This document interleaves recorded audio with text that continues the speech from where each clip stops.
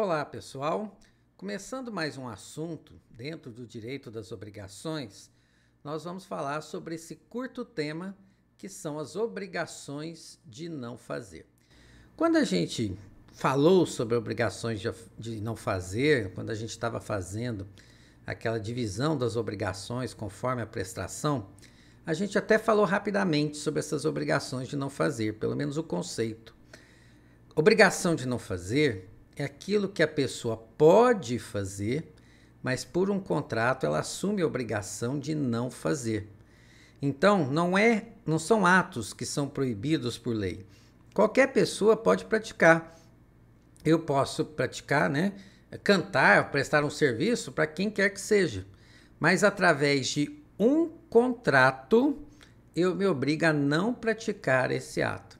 Então, eu sou funcionário de uma empresa, eu posso trabalhar para outra empresa? Posso. Mas se a minha empresa fizer um contrato me proibindo de trabalhar em outro local, aí é um ato que eu podia praticar, mas em razão de um contrato com a minha empresa, a minha empresa está pagando para que eu não pratique meus serviços em outra empresa. Então é um ato absolutamente ilícito, que a pessoa só fica privada de fazer porque realmente ela assumiu essa obrigação de não fazer por um contrato. Então, por exemplo, um artigo de um contrato de locação, onde o locatário se compromete a não realizar festas no imóvel alugado. Uma pessoa não pode realizar festas no imóvel que ela aluga? Pode. Só que nesse caso aqui, em razão deste acordo, convencionou-se que o locatário não vai realizar festas, nesse imóvel alocado.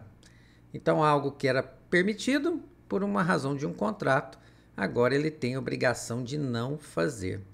Locatário se compromete a não ter animais no imóvel alugado. Mas se eu alugo um imóvel, não posso ter animais? Pode, lógico que pode. Mas em razão de uma cláusula contratual, eu me comprometia com o locador de não ter animais no imóvel dele. Então, nesse caso, a proibição é só para o Roberto.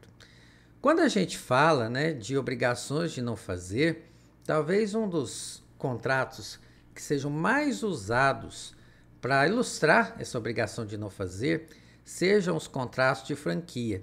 Não é algo, pessoal, que vocês vão estudar agora.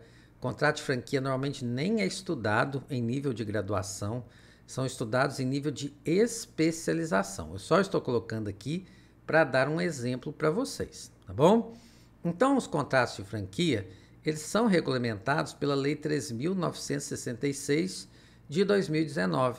E lá fala, por exemplo, que precisa constar, no contrato, se é garantida ao franqueado a exclusividade ou a preferência sobre determinado território de atuação.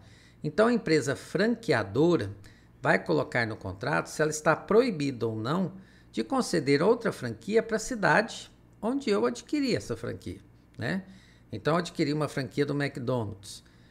O McDonald's tem a obrigação, ele tem o direito de colocar outra franquia na minha cidade ou não? Se a resposta for não, é uma obrigação de não fazer. Ah, não, ele não pode colocar outra franquia a tantos quilômetros, da sua franquia. Beleza, também é uma obrigação de não fazer, certo? E o contrato de franquia ainda fala da possibilidade do franqueado vender os seus produtos fora da cidade, fora daquele território. Então, se a empresa falar assim, Alberto, se você compra uma franquia nossa, mas você só pode vender isso em Uberaba, não pode vender em outro local. Então, eu tenho essa obrigação de não vender, obrigação de não fazer algo fora do território da minha franquia. Certinho? Então, os contratos de franquia são muito utilizados para demonstrar as obrigações de não fazer. Então, com relação ao conceito das obrigações de não fazer, tá tudo certo, pessoal? Qualquer dúvida, só me mandar a pergunta. Um grande abraço.